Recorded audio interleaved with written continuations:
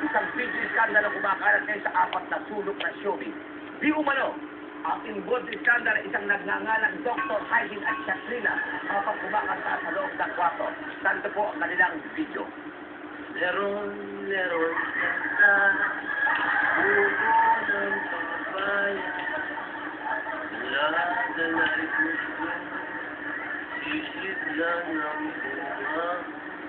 Pagdating sa dulo, sabay ang sama.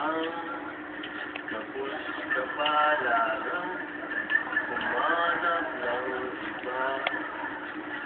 Sige, gawin natin yung version ko. Leron sa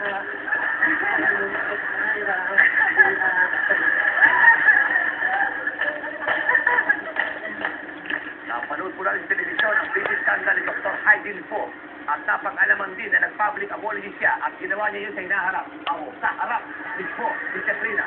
Hala-hala. At ang namamagitan naman sa kanilang dalawa ay si Dr. Vicky Bella. Narito ang recording ng apology ni Haydin po.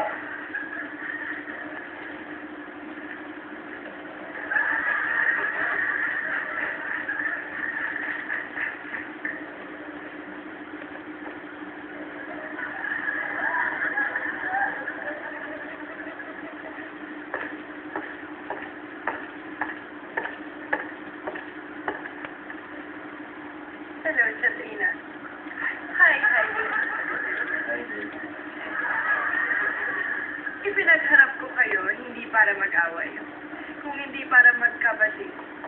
Haydin, nagsasabihin ka kamo kay Shatrina? Sabihin mo na. Shatrina, I'm sorry. I'm never gonna dance again. My guilty feet, I got no rhythm. Though it's easy to pretend, I know you're not a fool. Isa ka pa sa demonyo. Akala ko kaibigan kita. Anong masasabi mo sa dati mong kaibigan, Haydin? I should have known better than to cheat a friend and waste the chance that I've been given. Ikaw, Shatrina, pag niyaya ka ulit ni Haydin mag-party, kasama ka pa ba? No, I'm never gonna be dance again. The way I dance with you.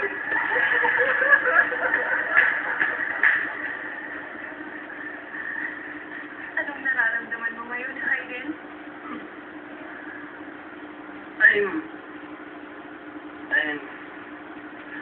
Maybe it's better this way.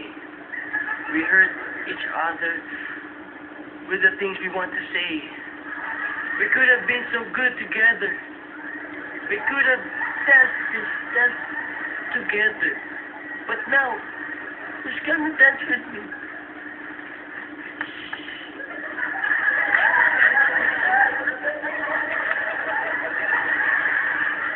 At yan po, ang unreleased video ng unang apology ni Haydin po.